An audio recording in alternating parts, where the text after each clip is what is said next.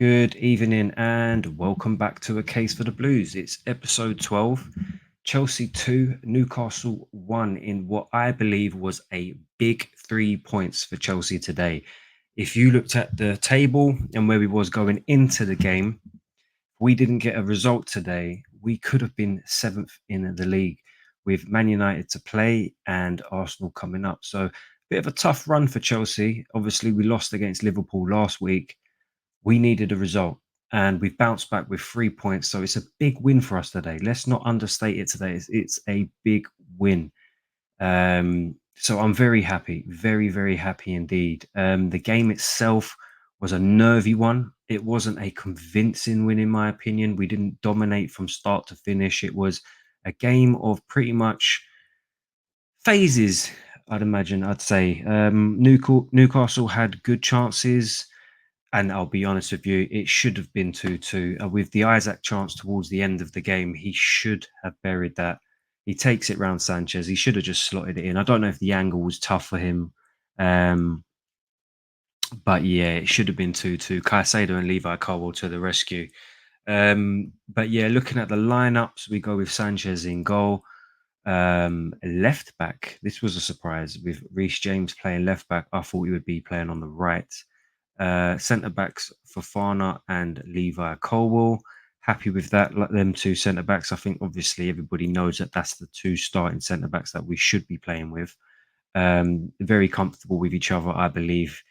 Um, Fofana has got his moments. Interestingly, he's if you saw it, his knee was strapped up quite heavily today. So I don't know if he's tweaked it a little bit in training now. If you know his history of knee injuries, it's not very good. So yeah, a bit of a worry. And he did go down today in the first 15 minutes after twisting his knee. Had to go off the pitch, receive treatment, had more strapping applied to it, but he managed to last the rest of the game. So hopefully everything's all right in that sense, and he's good to go and play next week. Hopefully, we don't wake up in the morning and hear something about his knee. So hopefully, all good. Gusto at right back. Out of that back four in my team that I put out before the game that you can see on Twitter or X as they call it now. If you look in the description, you'll see the link for my X. And you can see when I post pre-match teams of what I would do. I would have went with Cucurella, but obviously Cucurella paid midweek, so I understand it. And I did think Gusto would have come in just like he played versus Liverpool. Now we had Lavia and Caicedo in the centre mid position, which is exactly what I put. Neto on the left, Palmer in the middle, Madueke on the right, and Jackson up top. Now the only one out of them four was Neto. I put down Mudryk. I thought he would not full. I would have given him a start because of the good form that he has been in the last four games and the good form that he was on midweek. But he got his opportunity. He did come on today. Um, he did all right. He didn't have much to do at that point in the game, but um, yeah, Enzo went with Neto, and it's something that I was very happy with because I thought Neto had his best performance in a blue shirt today. I thought he was really good. He got the assist for the Jackson goal after a wonderful ball from Palmer, absolutely brilliant ball from Palmer. Um, and yeah, he does well to nick the ball past nip the ball past the defender. I think it was Cher that slid on the floor. And he squared it across to Jackson, who taps it in. Right place, right time. And again, Nicholas Jackson gets on the score sheet again. So this debate between Jackson and then Nkunku and who should start, it's a reasonable one in terms of the quality of both of the players because Nkunku is a great player, but when Jackson is consistently scoring and getting assists, very hard to drop him. Very hard to drop him. Obviously, Nkunku came on today as well. He did all right. Didn't do anything amazing. He had a few opportunities where he could have potentially squared the ball and maybe Palmer could have scored, but he decided to take it on himself and the shots were blocked, etc. But you're a striker. You're going to try and do that anyway. So, yeah, we started the game very quickly anyway. We had the ball in the back of the net in the first 5 minutes with Palmer. Good hold-up play from Jackson and that little link-up still going on there. He slotted him in. Palmer seemed to be playing quite a lot on the left today. Um, but yeah, I thought Palmer had a really good game. I thought Jackson had a good game. Neto, very good game. Madueke, I thought he was all right, but I don't think he done enough today. Um, but he was a threat. He's always a threat. He's very direct, but today he didn't seem to be doing his usual get the ball down the byline and cut inside. It was more make your way towards the box and cross it. Now that surprised me considering Newcastle are quite a tall team, and you're going to have that ball right on the money in between the two centre backs or something for Nicholas Jackson to win the header. But there was one opportunity where he put it back post in the second half to Neto, who hit the post from a header. Imagine Neto, smallest player on the pitch, winning a header. Um, so he was okay, in my opinion. But when it was time for him to come off, I was agreeing that it was time for him to come off. But yeah, as I said, the game itself wasn't exactly Chelsea dominating Newcastle. It was a game of phases. We had our phase, Newcastle had their phase, and it was back and forth. It was quite a nervy game, if I'm honest with you. When we went 2-1 up in the second half, Cole Palmer smashing one in. I thought, okay, let's go. Right, we've started very quickly this second half. Let's keep going. Let's get onto them. Newcastle were all over the place in that second half. They didn't start well at all. And I thought, all right, cool, let's go on and let's try and get a third goal so we can put this game to bed early. But that wasn't the case, and Newcastle grew back into the second half. And yeah, there was that moment with Isaac where he takes the ball round Sanchez and nearly scores, but Colwell and Caicedo save us. So yeah, it was a nervy game. I mean, towards the end of the game for sure, I was thinking, come on, we need to fix up and do a little bit better here, control the ball a little bit more, look after it a bit better. But in the end, we done enough to get the 3 points, and that's a very good 3 points for us on the board that we can continue to take into the Man United game.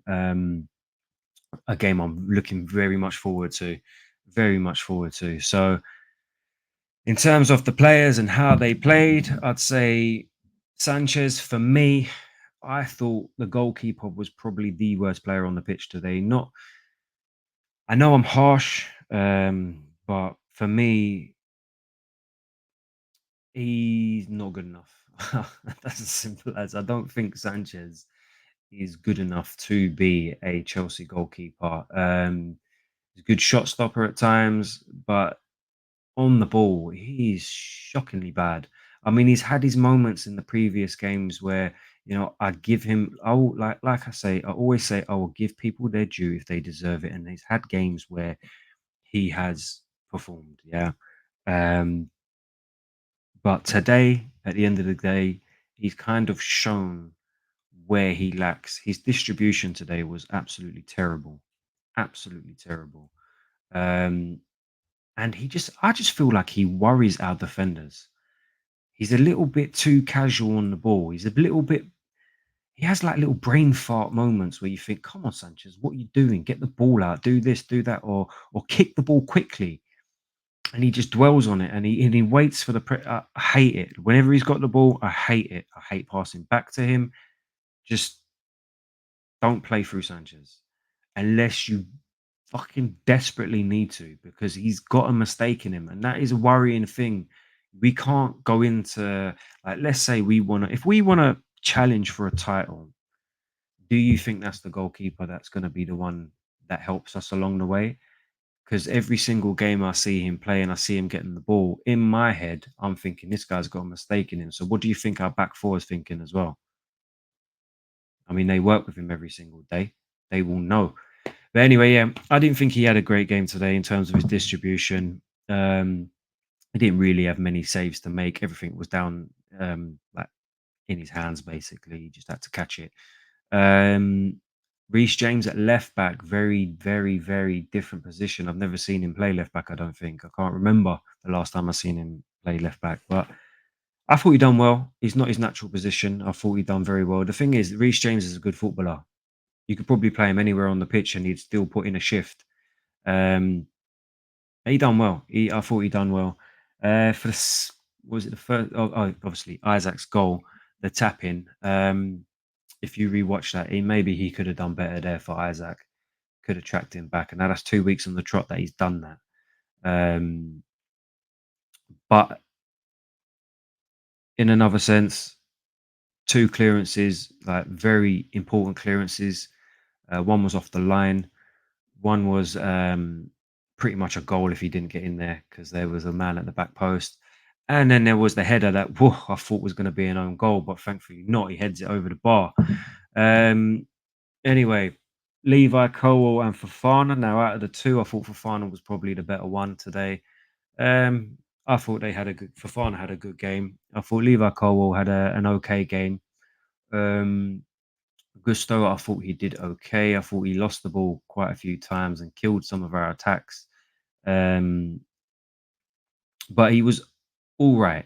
He was all right. He did well against Harvey Barnes at times, but the goal essentially did come from his side, with Lewis Hall crossing the ball in. Now not Enzo, Caicedo and Lavia, the two centre mid pairings now. I think we've sussed it with these two centre mids. And let's be honest, nobody's talking about Caicedo anymore. Where's the chat? Where's the chat for Caicedo now? Nobody's talking about him. Nobody's mentioning price tags. Nobody's saying he's shit. So he took a season to bed in at Chelsea, and it wasn't even a season. It was not even 6 months. It was from when he signed to the new year. It took him to bed in to Chelsea, and now he's starting to get his props. Name me a better centre mid this season. I don't want to hear Gravenberch. It's Caicedo, best centre mid at the moment in the league. Very consistent. Very consistent. Lavia, a good partner for Caicedo. Both of them sweeping things up, intercepting play, breaking the lines, getting the ball out. Very impressed with them two.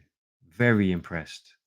And it's no doubt, like, I'm not surprised why Enzo Fernandez is now on the bench.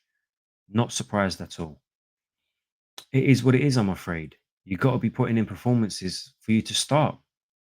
Obviously, Enzo did come on, and he offers something. He does offer something, but he does okay. I still think he's a little bit weak on the ball. He needs to hit the gym at the end of the day. Hit the gym, be a bit more physical, and I think he'll do all right. Whereas Lavia and Caicedo, they're already there. They're already strong. They're already doing what they need to be doing. Neto, his best performance for me in a Chelsea shirt. I thought he was really active today. Really active. He linked up well. He tracked back. He done everything that you needed him to do as a winger today, and I thought he'd done it brilliantly. Gets the assist. What more can you ask for? Brilliant performance from him today. Palmer is Cole Palmer. Like, his standard now is reaching a point where if he doesn't get in a goal or assist, everybody's getting onto him. That's his standard at the moment. If he doesn't get G&A, because obviously people just love stats. They don't watch football, they watch stats. If he doesn't get G&A, everybody says he's missing. I admit, in the Liverpool game, he was quiet. Today, he was on the ball a lot. In that middle, he was on the ball a lot.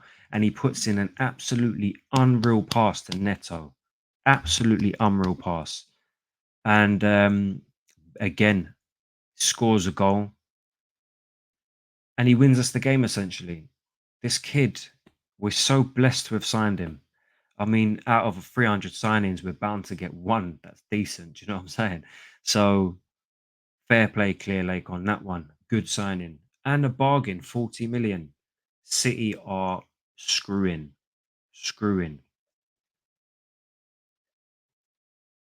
Sorry. Then we've got Madueke. I thought he was all right. I didn't think he did enough today. I just felt like I needed more from him. He's always dangerous because of the way that he plays. He's very direct. He makes defenders worry about what he's going to do. He's very quick with his feet. I just felt like getting the ball down the right hand side and crossing it in against the side that's so tall. I just didn't think that was the right thing to do today. He didn't really do going down the wing and touching the byline and then driving into the box. He didn't really do that today. It was more getting down the wing, bring it back, pass it back, or get it down the wing, bang, cross it in. I just thought, okay. But yeah, an okay performance for him. But then you got Nicholas Jackson today. Nicholas Jackson, I thought he had a good game. Good game. I thought in the second half he filtered out, and that's probably why he got subbed off. He didn't really do much in the second half, but I thought his hold up play was good today. His positioning was good. His running was good. And again, pops up with a goal. That's all we can ask for him. And it's good, man. I'm expecting to see him start again against Manchester United. What more can you ask for? And again, like I said about that debate between him and Nkunku, it's a tough one, but you can't drop someone that just keeps scoring goals and getting G and A. But anyway, I'm going to wrap this up quickly. I don't want to go on for too long. So we've got Manchester United next week at Old Trafford. I'll be honest with you guys, I'm expecting us to win. The form that Manchester United are on recently, they lost 2-1 today. Although, from what I've heard, Man United were the team that should really have won the game with the chances that they had. Haven't seen the game, but I watched them against Fenerbahce, thought they were crap. I've watched a lot of their games, and I just think they're nowhere near the level that they should be with the name Manchester United. So bring on those devil worshippers. We go.